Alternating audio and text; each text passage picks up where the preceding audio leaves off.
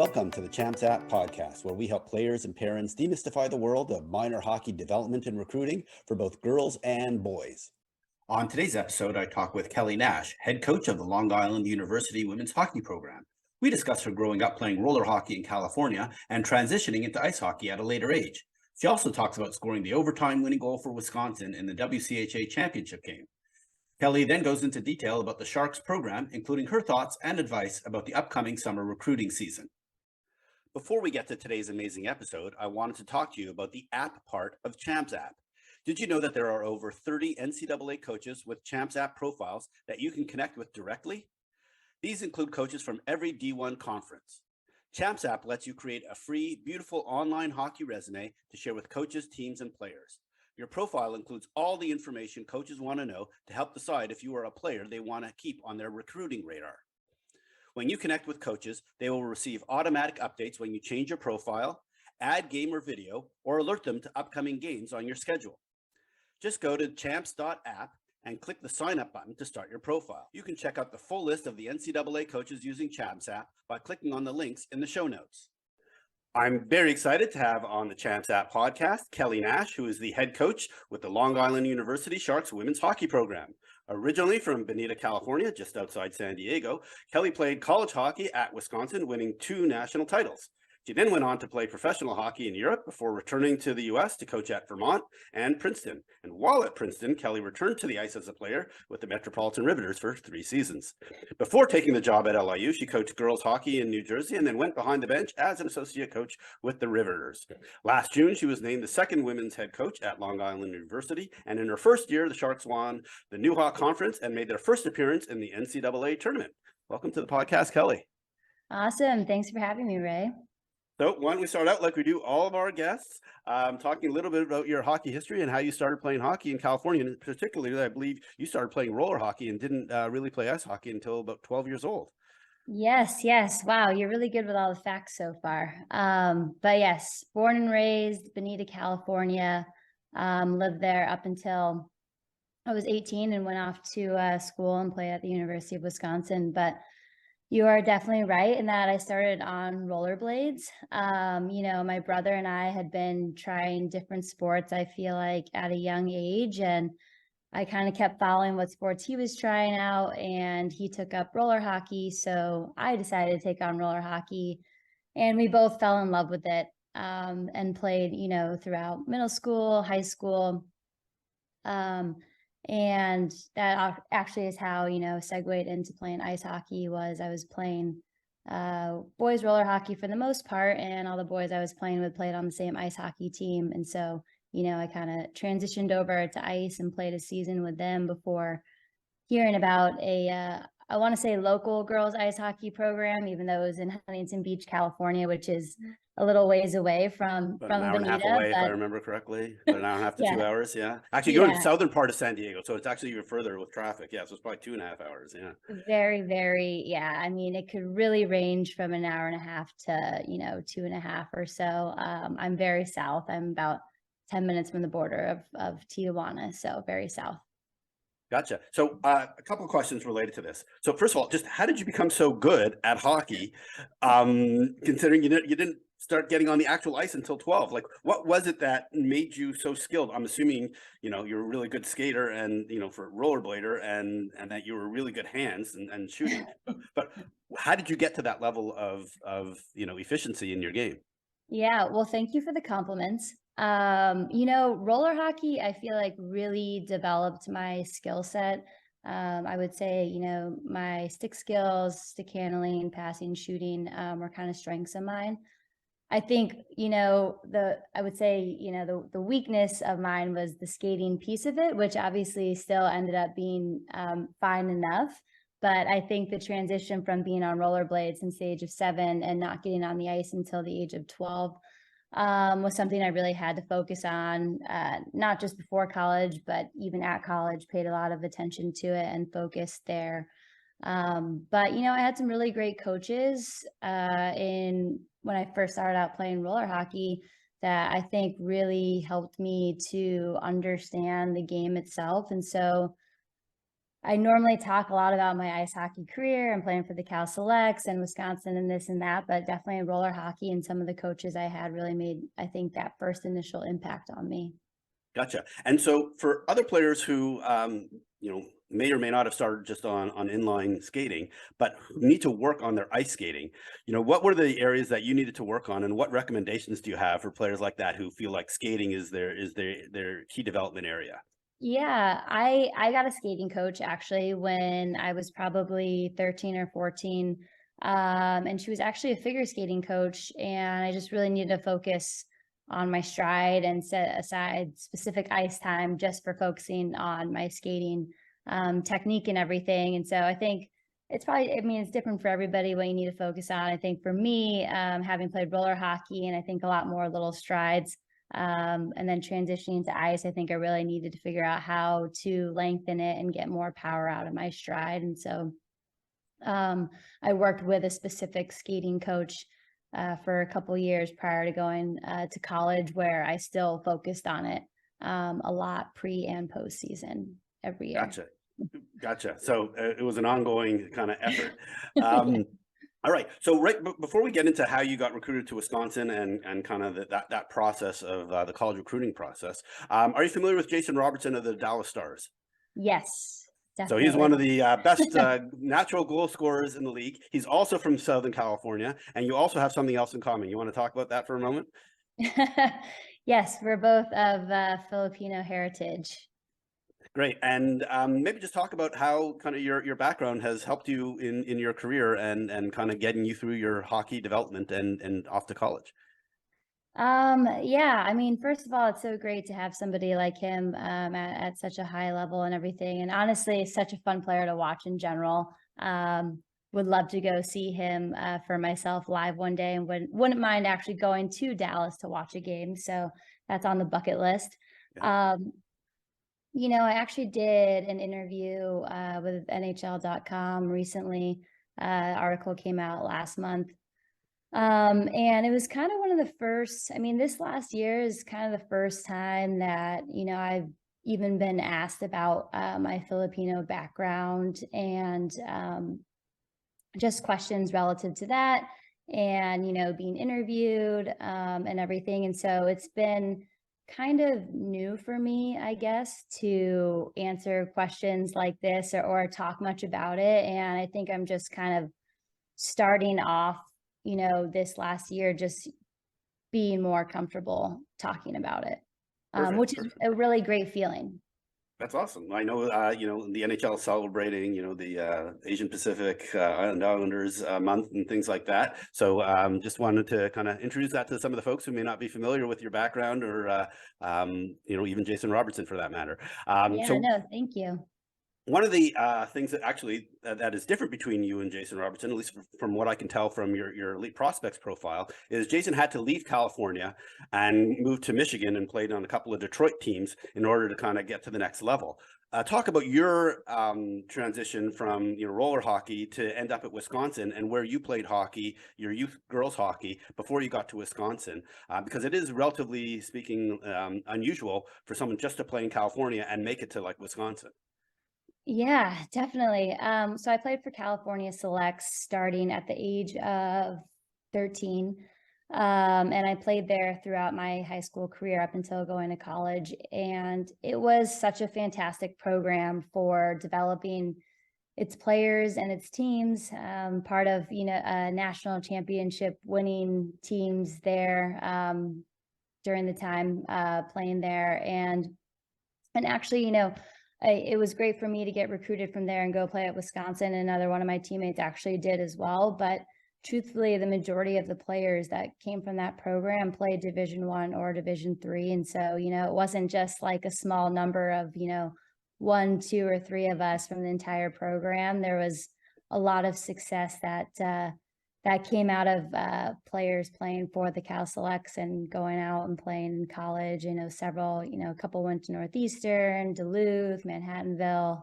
So there's been a lot of different examples, which was really great for the program. Gotcha. And so let's talk specifically about you and the Upper Wisconsin. Talk about getting recruited by that fabulous staff. Between Dan Cook and obviously Mark Johnson. Just talk about that process of getting recruited.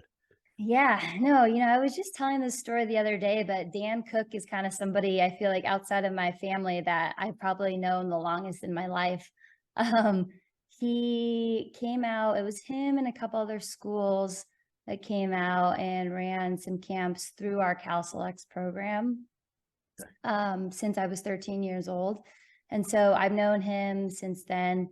And, obviously really liked him since I had first met him. And then when, it actually became time to be recruited, it was kind of once I stepped foot on campus at Wisconsin, having already known Dan very well and obviously knew Mark Johnson's resume and was just such a big fan of him anyway.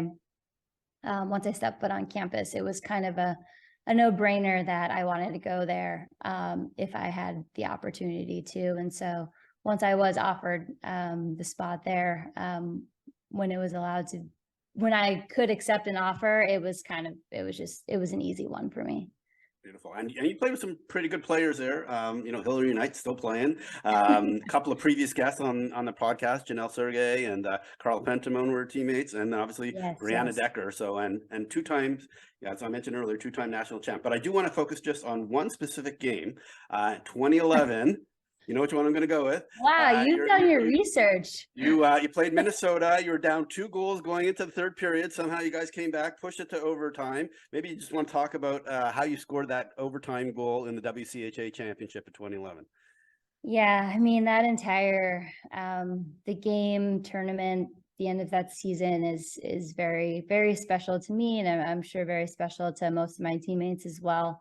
And I do remember sitting there so clearly in the locker room between the second and third period, obviously being down to such a great team like the Gophers in the championship game, and being down by that many goals, and sitting next to Brianna Decker in the locker room because we sat next together on road trips that season, and it was just like, I don't know how we're gonna pull this one off here. And obviously we ended up doing it, and then going into overtime, I remember the play so clearly, and Gina Pro passing it right to my stick, tape to tape, just kind of collected it and shot it on net. Obviously it went in, and people always talk about the celebration and just kind of standing there with my hands up, and which is so special to me. And I always tell people, I'm just in shock. That actually, it's funny that you mentioned the celebration, because I was going to ask you, how high did you throw your stick in the air after the puck went in? I mean, there's a really cool picture actually with you could see my 2 gloves and my stick so high up in the air, and I just stood there and the whole team came in. It was such an incredible feeling that it obviously was quite a bit of time ago in 2011, but I really do remember it just like yesterday. Beautiful, beautiful. Okay, well, I've got to take you away from all this these down memory lane and move you a little bit forward. How and why did you end up playing in Europe after you graduated from Wisconsin? Actually, so Jackie Friesen, now Jackie Crum, was our assistant coach my senior year at Wisconsin. And she had a connection with a couple of players that played for a team in Belarus, or they were going to play for a team in Belarus. They were Slovakian, and Jackie had played with them when she went overseas. And so there was a connection there. And I was definitely still interested in playing hockey, and traveling, and going to play in Europe is such a great opportunity to do both those things. And so she connected me, and she advised me, just like I advised my players, this is definitely the time to do it when you finish college and you're younger, before you get into the real working world and everything. It's a great opportunity if it's there. And so I was finishing off 5th year at Wisconsin. I took an extra semester, and I had played for a team. I had talked to a team out in Minsk, Belarus, and they flew me out a couple of different times, once to Belarus for a week, and then once to Austria for about a week to play a few different games there as well. And it was such a great opportunity playing with them. And then I actually met a couple of people on the Vienna Sabres team, Kira Dalsdal and Janine Weber, who are two of my really great friends to this day still, and, made a connection with them. And I really liked Vienna, Austria a lot, met the coaches out there and everything. And so that's kind of how I got connected with actually moving out there to play. Gotcha. And what was it like playing, in Minsk and Vienna? Obviously, Vienna is a beautiful city. What was it like playing in Europe? It was awesome experience. Honestly, we have one player who just graduated from LIU, Stella Scott, who's going to play in Spain this year. We have another player that's looking into maybe playing in Germany or Sweden. And I'm just I'm like jealous in the sense that it's just going to be so much fun. And I'm sure the hockey's gotten better and better as well. So it's going to be competitive, and it's just a great opportunity to kind of live in another area, learn different cultures, travel, while still playing the sport you love. And so I love Europe, and Vienna, Austria was incredible, as I'm sure you can imagine if you haven't been there. And going to Minsk for a week, back it was 2012, I guess I would have went, maybe, 2012, I think, was just a really cool experience. And the manager and the team and the players on there were so friendly and treated me so well. And it was it was a really great experience all around. Beautiful. All right, so I am going to go down the Champs podcast previous guest train, because you mentioned Jackie Crum, who was a previous guest, and then you ended up returning to the U.S. for a coaching gig with Jim Plumer, also a previous Yes. guest. So maybe talk about why you decided to come back to the U.S. and be a coach. Yeah, I actually came back to the US. I moved to Boston to live with two of my best friends and former teammates at Wisconsin, Erica Lawler and Megan Duggan, who are from Massachusetts. And so, I was like, they had a room available. I thought that could be fun. I want to play one more year. And at the time it was WCHA, Boston Blades, if I remember correctly. And so I wanted to play one more season while kickstarting my coaching career, and was looking into some prep school job opportunities at the time. And then I had heard, coincidentally, it was Gina Pro, the one that passed me the puck in the overtime game, who had heard about UVM having an opening. And then Dan Cook reached out that there was an opening at UVM also. And truthfully, I didn't really know anything about the state of Vermont, being from California, going to school in Wisconsin, having just moved to the East Coast. I just was not very familiar. But the head coach, Jim Plumer, happened to be in town in Boston. And so we grabbed a cup of coffee, and in the back of my mind, I was like, I don't think I'm ready to make this move, even if I was lucky enough to get this opportunity. I don't know if it's for me. I don't know the state of Vermont. I don't know this guy. And then before I knew it, 3 weeks later, I was looking for a place to live in Burlington, Vermont. I was there for 4 years. Yeah, it's a beautiful place to live, that's for sure. I love Burlington. I mean, I love Vermont in general, honestly. It's such a great state. It's beautiful. That's awesome. Okay, and we got to keep moving down your coaching path. So then once again, you went to go to Princeton. Previous guest Kara Mori on the podcast. So talk about then moving from Vermont to Princeton, and then we'll eventually get you to LIU. So go ahead.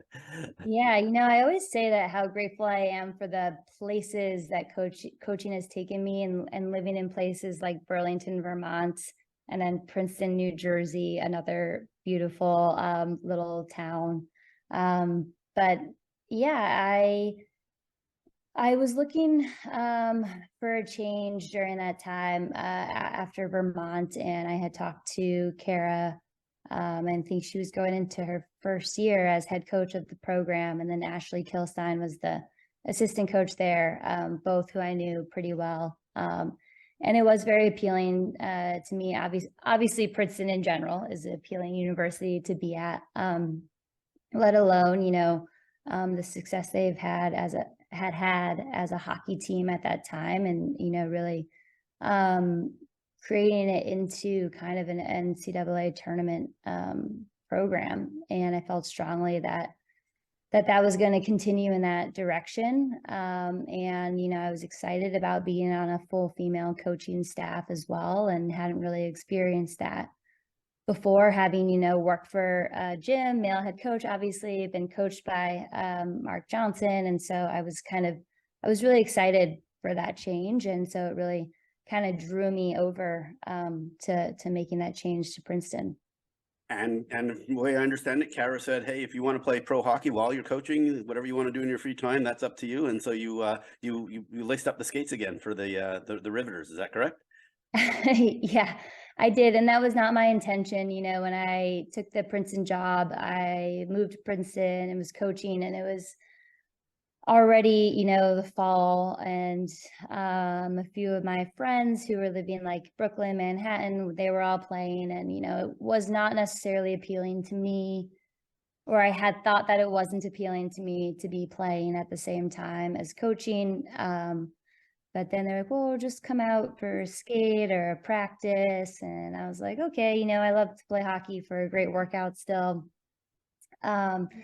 And they kind of drew me in. And at that time, I guess fortunately and unfortunately, it was really flexible still. Obviously, so many people had full-time jobs. The pay wasn't where it is today, which has made incredible strides. And so, they were able to fully understand that my coaching had to be my number one priority. And so it's really hard to balance two hockey seasons at the same time. And so it was always priority for me, my, Division I coaching job, and then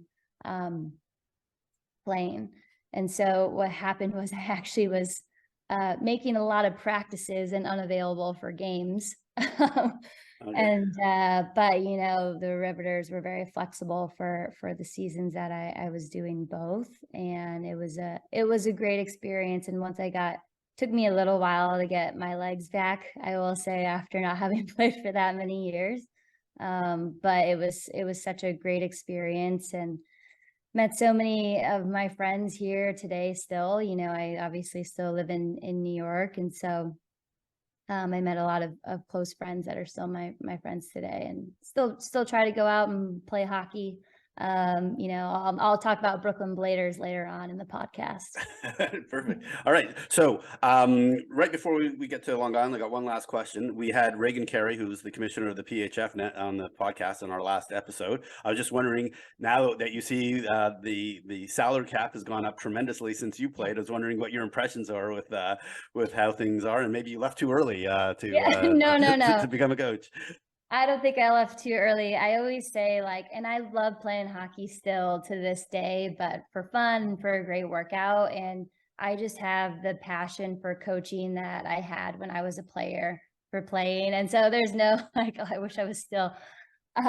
It's so great. It's incredible to see. And, we, keep seeing these different signings and the salaries that they're making. And it's really, really cool, honestly, that some of these players are graduating college and going into just continuing to play hockey and making a livable salary. And, I'm sure there's a lot of other things that Reagan, Carey, and the rest of her staff have in the works to continue building the PHF.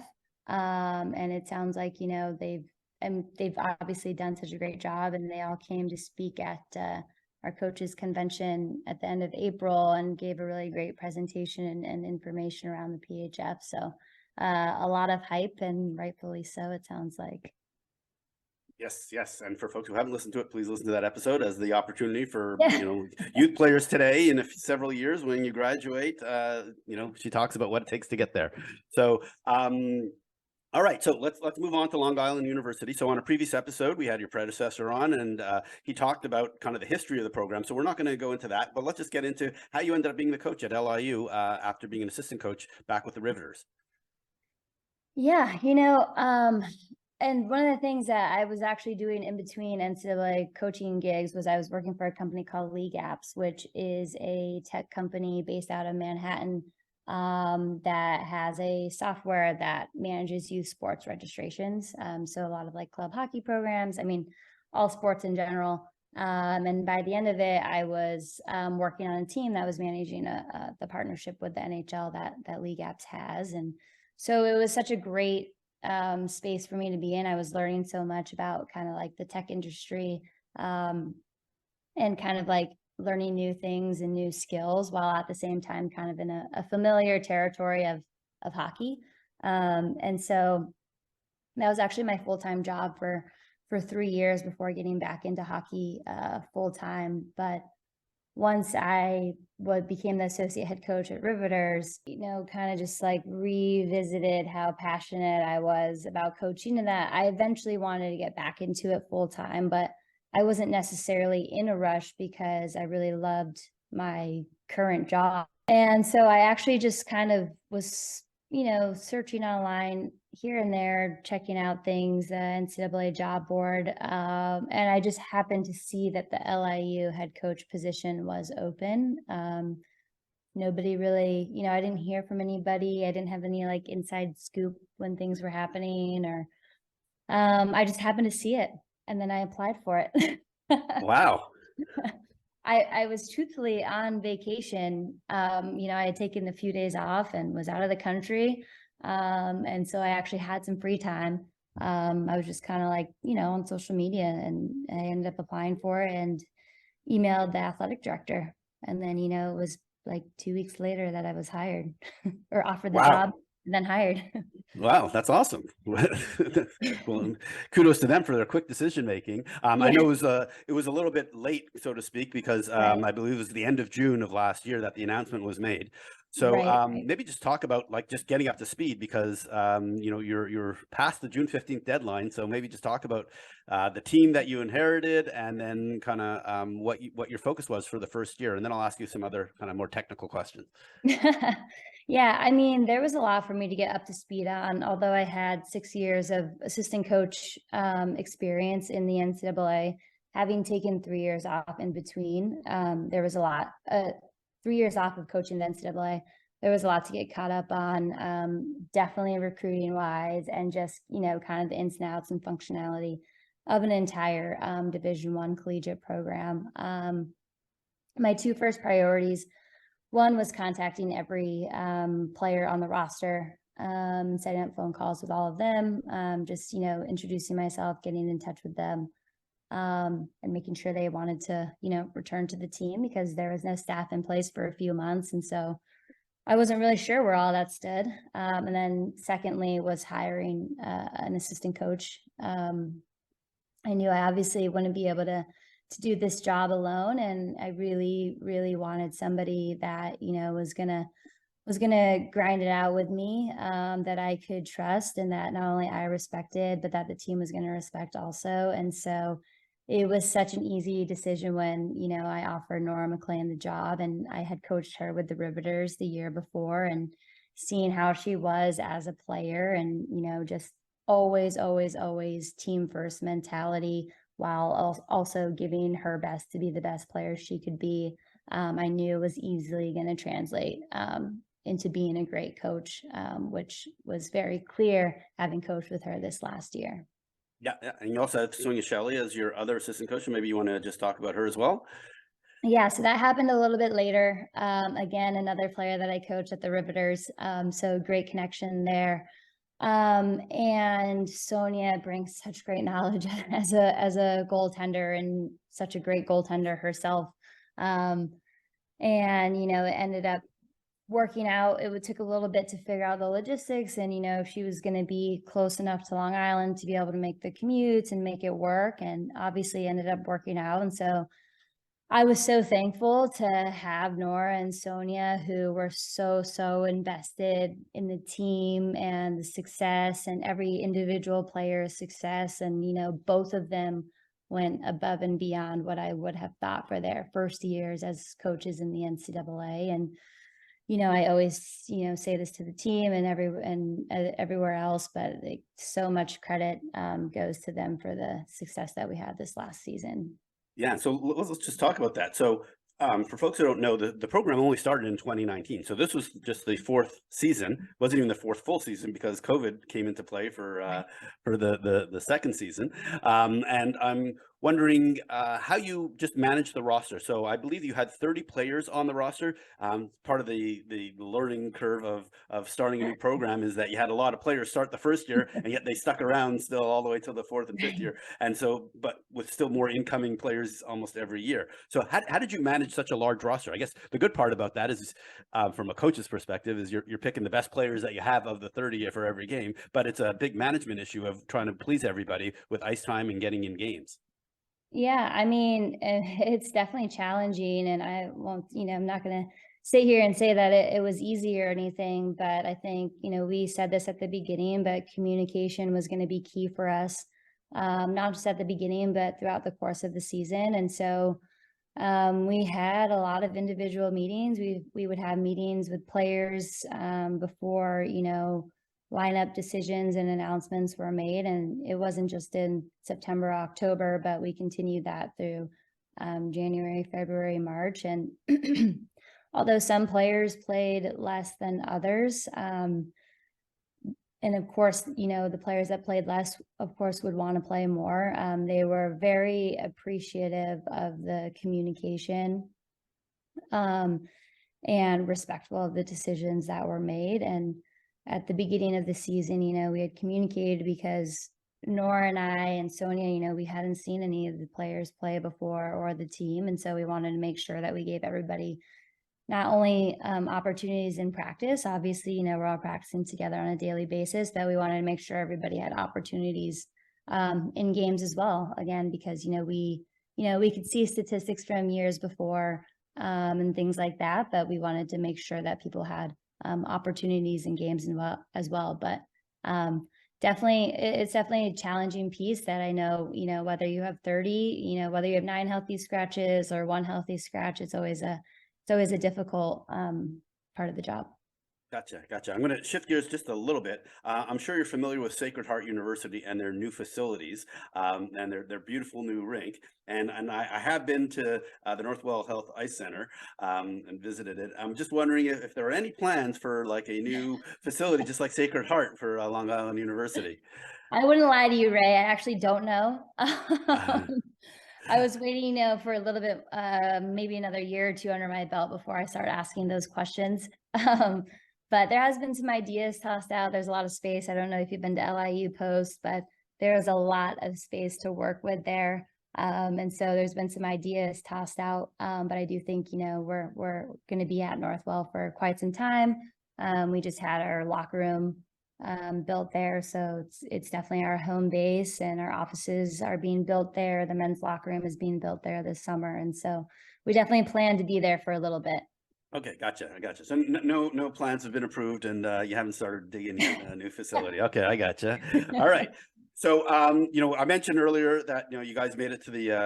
Actually, I'm not sure I mentioned it, but we're going to talk about winning the New Hot Championship in your first year. So I'm wondering, you had a tough out of conference schedule. You played Minnesota Duluth, Northeastern, Mankato, Penn State. I mean, like those are some pretty tough teams to be playing, all top 10 teams. I'm just wondering, if we were involved in that schedule making and how that helped you for later on when the playoffs came around. Yeah, no, I was not involved in that schedule making. It normally gets planned out at least a year or 2 in advance. And so the schedule is set already, but I will say, to your point, like I definitely think it helped us in the long run. I think maybe kind of balancing it out a little bit more moving forward. I think opening up back-to-back weekends against Duluth and Northeastern, 2 top 5 teams, is challenging for anybody. And we're doing that again this season, by the way, because normally when you schedule out of conference games, you kind of go back-to-back seasons. And so we'll host Northeastern this year, and we'll go to Duluth this season as well. Not to mention also we played Maine last season, who had a great year under a new head coach, Molly Engstrom. And so we had some really, really good competition out of conference. Some games went better than others for us, but I think in the long run, I think it helped us to be more prepared the second half of the season. And although we lost both games to Penn State, that was kind of a turning point for us, I feel like, in kind of understanding, what we really had as a team and what kind of push we can make for the rest of the season. And some of the time, we've played really great teams and maybe put up one really good game, and then it's really hard to play top teams like that back-to-back games. And so we felt like putting 2 games together like that against Penn State, was still rewarding in certain ways, even though it didn't necessarily show up as a win on the scoreboard for us. Gotcha. And something that we didn't talk about was skill development from a coaching perspective. I know that's really important to you. Talk about developing your players while they're at LIU. Yeah, I got the opportunity to focus on player development as an assistant coach at both UVM and Princeton, and so I wanted to carry that over to LIU, especially with being a newer program, and kind of really being able to initiate that here. And Nora, who is a very skilled player, we were both able to kind of contribute to that. And also, what hasn't been mentioned is that we did hire an additional assistant coach this coming season that was just announced last week, Shelly Picard, who was just recently at Princeton, Harvard alum, played Riveters, also played on the 2014 national team for Team USA in the Olympics.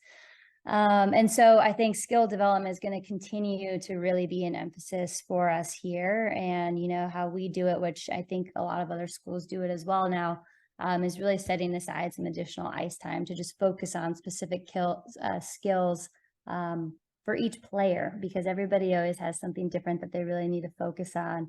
And, it really hit me, actually. It was in college when I was playing, probably like my freshman year or something. And, after practice, I would do little things like stick handling drills. And I think it was when one of my assistants was like, "You're already so good at stick handling.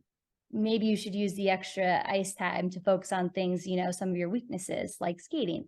And so that's when it really hit me way back then. And so we kind of just try to focus on that specific skill set that each player or small group of players needs to work on, and set aside time separate than the actual team practices. Gotcha. And obviously that worked out well, since that you guys were able to win the NUHA championship in your first year, which is awesome. And so clearly managing the team and the number of players, and because you inherited almost everything, right? So that's pretty impressive to do in your first year. But I want to move over to the NCAA tournament. What was it like to be in the tournament and then be coaching against your previous coach, Mark Johnson, and your previous assistant coaches, the whole coaching staff, in the NCAA playoffs, because you played Wisconsin in the first round? Yeah, it was definitely that piece was, of course, uniquely special to myself. And, the reason I got into coaching in the first place was because of the impact my coaches at Wisconsin had on me. And not just as a hockey player, but as a person in general. And once I got into the coaching role, they've all been such great mentors to me, even to this day. And Jackie and Dan definitely, and actually Tracy DeKaiser was there as an assistant coach as well, and she retired after I graduated. Actually, all the assistant coaches were so impactful to me, and really making me want to be a coach in the first place. And so it was really special in my first season, make it to the NCAA tournament and kind of stand across benches from the same staff that was there when I was there. But on a level of, our team, it was, again, just a really, really special experience. We had 9 players graduate this year who were all a part of the inaugural class. And we still have 3 actually that are coming back to finish up schooling this next year. But for them to make it to the NCAA tournament within 4 years of starting a program from scratch is really, really such an incredible accomplishment. And, we always try to emphasize that, and how much they all did for this program and how much they accomplished themselves. And so it was really just really special. And I think we all understood that, the couple of weeks leading up to the NCAA game, it was a really cool experience for all of us as a program. Yeah, and it was the first time that the NUHA had an automatic bid into the conference, into the playoffs, the national playoffs. And then last year was the first year for Stonehill as the 7th team, and then this year you have Assumption coming in the fall. So you're your level of competition doesn't go down; it goes up coming Right. this year. So talk about now in terms of, like, hey, we're coming up on recruiting season. What's your philosophy going into next year? You mentioned 9 players who are graduating, only 3 returning. So kind of what's your perspective on how you're going to restock for the next couple of years and kind of get back to the NCAA tournament? Yeah, well, and just to clarify, just 3 returning from the inaugural class. We obviously Yeah, have a lot yeah, of other players returning. yeah. We have 8 incoming freshmen that will Wow. be coming in this next season. So definitely a big class. And I know in future years we're going to try to, figure out how to balance that out a little bit. But I think for myself, and I kind of put Nora and I kind of in the same bubble in that because I didn't recruit NCAA for 3 years before taking this position, and it was Nora's first year as an NCAA coach. So I think this spring and summer we're really trying to get out as much as possible. We're thankful, we hired someone like Shelly who has that experience now as well, but really trying to get out there when we can, not just locally, but all over the US, Canada, Europe. If you look at our roster, we have players from all over West Coast Canada, Sweden, Austria, only one from Long Island, actually, um, which a little surprising. But yeah, so we're really just trying to kind of get that experience and see as much as we can in this last spring and summer. Gotcha, gotcha. All right, so related to recruiting, I'm sure you're familiar with the transfer portal, and a lot of discussion around at least the parents of players these days who are looking about where they want to go to get recruited. I'm wondering how the kind of the strategy for certain WCHA teams to have taking the top players or recruiting the top players from other schools who already have 2, 3, maybe even 4 years experience. What your perspective is on that and how that impacts like schools in your conference. Yeah, it's new, it's different. And I think what's extra unique, obviously, is COVID and the pandemic and how that impacted eligibility. And so, the seniors that just graduated this year have an additional year of eligibility if they would like to use it and can find a place to use it. And same with, the rising seniors will also have an additional year. And so I think it'll be interesting to see how that plays out, the transfer portal in general in a couple years, because I think that's where you're seeing kind of a lot of these instances happen. With that being said, I mean, it's just an interesting other resource. I think, when I was being recruited, it was about the 4-year experience and being recruited to somewhere you saw yourself for 4 years as a student and as an athlete and getting a degree from that university. And so I think a lot of us coaches are still really trying to emphasize the importance of that. But the transfer portal, if some people are not happy where they are or need a change or something, it does give the ability for players to continue exploring and playing the sport somewhere where maybe they will be have a better opportunity at. So kind of goes a little both ways, and there's been some Exactly. interesting statistics that the NCAA presented to us at our conference of percentages of successful transfers. And so it's new and it's interesting, and so it'll be interesting to see how it plays out in the next couple of years, I think.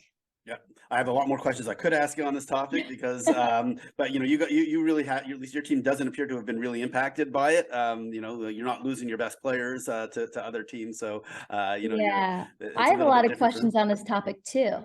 All right, so maybe we get a little round table going with some other coaches and get some answers. Yeah. All right, so just a couple more questions. So we're getting into the summer recruiting season. Maybe just talk about you and your staff, what your plans are, just generally speaking, of how you think about the summer recruiting process, and how you spend your time. Well, as I'm sure you know, June 15th is a big day for us. All college coaches. That's the first day that, we can officially contact sophomores that graduated this year, sophomores in high school, so going into their junior year. So really preparation for that June 15th date and trying to get out Obviously that's only a week away. And so, we've tried to recruit as much as possible in April. May was a dead period. And then kind of get back up and running this last week and going into this next week and preparing for those phone calls. And then really trying to get out as much as possible to evaluate those players on the ice. And then, obviously, I mean, at least for us, such a big piece of recruiting is figuring out if they're, the right fit culture wise and for the university and academically. And so, there's a lot of different pieces to recruiting and not just the evaluating part. But right now is a great time to do the evaluating piece. And so that's kind of what we're focusing on right now.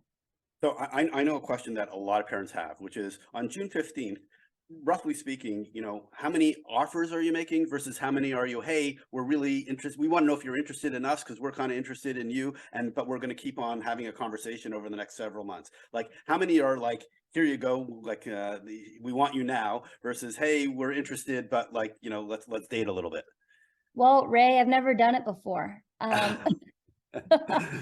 When I was an assistant coach at Vermont, it wasn't a thing. There was no guidelines. And so some colleges started working in this gray area and, players having conversations with, 9th, 10th graders.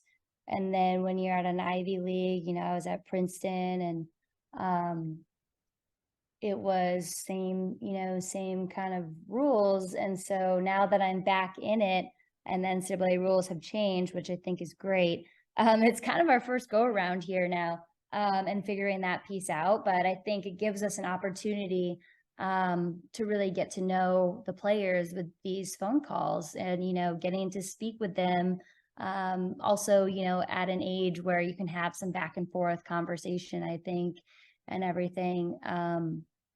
And try to like create these relationships. And I think, again, it's different for everybody, but for my own experience and having been recruited, I had such a great relationship with Dan Cook at Wisconsin and the rest of the coaching staff. And, I felt very comfortable and confident about, my decision. And so I think, trying to implement those things and kind of build those relationships with the players and the parents. And so, it goes two ways. It's not just like, we want the person, but like we want them to want to be at our school as well. And so, I don't want to kind of just be like, oh, come to LIU. They've never, seen LIU or met me or Nora or Shelly. And so I think there's a lot of different ways and scenarios you could handle this June 15th date, but I think it's a great starting point to kind of try to start building those relationships with the players. Gotcha. Perfect. All right. So a lot of the parents and players who listen to this podcast are actually not old enough to talk directly with coaches on June 15th.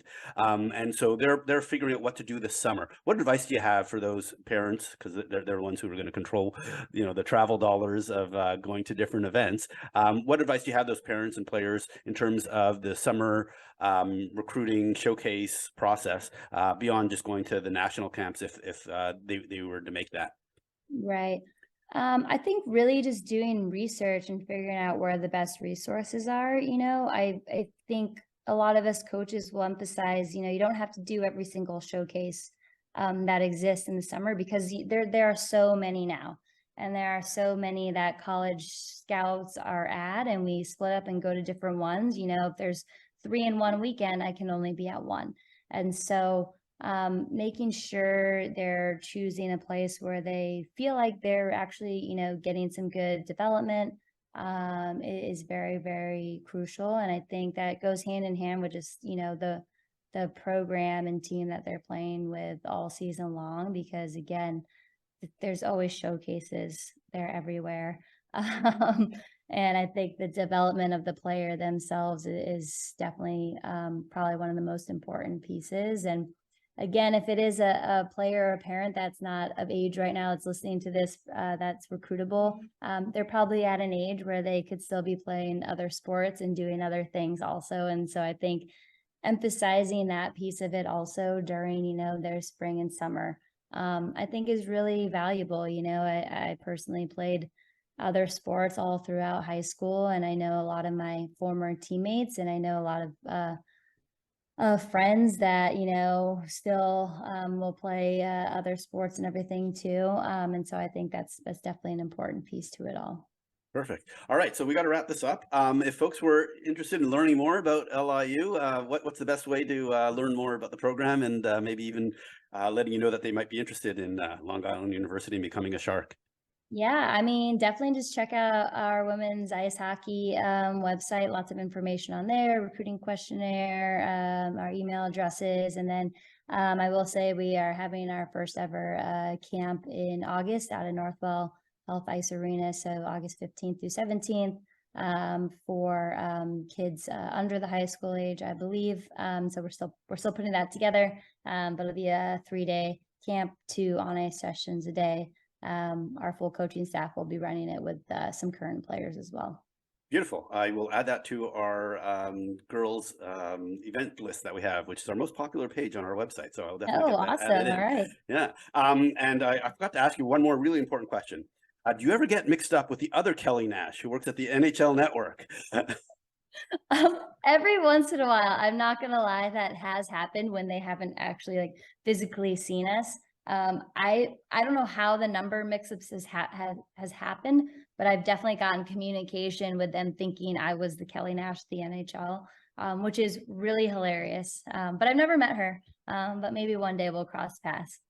All right, beautiful. All right, Kelly, thank you so much for doing this. It was great to learn about your hockey history, how you kind of moved from California to Wisconsin to Europe to the East Coast. And I want to wish you best of luck for the recruiting season and definitely for next year. And hopefully we'll see you again in the NCAA tournament. Awesome. Thank you so much, Ray. I want to thank Kelly for coming on the podcast. I really enjoyed hearing about her lengthy playing career, her move from player to coach, and how she is leading the Long Island women's program into her second year at the helm. You can learn more about the Sharks program on the team website, or you can connect with Kelly directly on her Champs app profile. Links to both are in the show notes.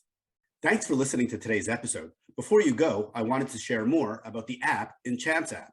If you've listened to this podcast before, you know I spend a lot of time talking with coaches, parents, and players about the hockey recruiting process. One of the key questions that people want to know is, how does a player get noticed by college coaches?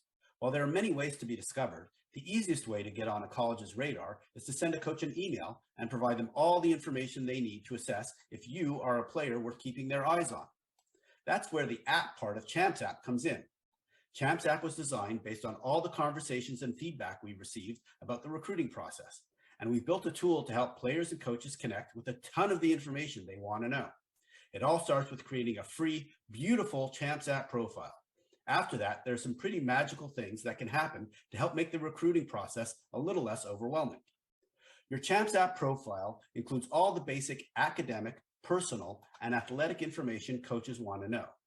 Then, by including video, schedule information, and your coach's contact details, colleges can easily start their evaluation process.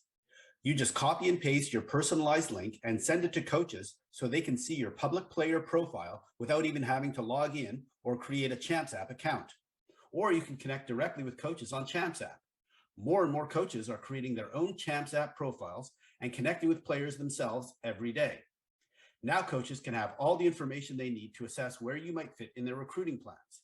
Even better, college coaches can track your progress throughout the winter and showcase seasons, because as you make changes to your profile, coaches will get notified to your updates. And in the future, we will be adding even more amazing features to improve your visibility to the recruiting process and hopefully increase your odds of success. If you want to see what a player or coach profile looks like before you start your own, look in the show notes to see some examples. My kids and I have used Champs app for their recruiting process. In fact, my son was invited to a AAA tryout thanks to his Champs app profile. So go to www.champs.app and start your player or coach profile. It only takes about 15 to 20 minutes to complete most of your key information. Good luck, and please let us know how it helped with your recruiting journey.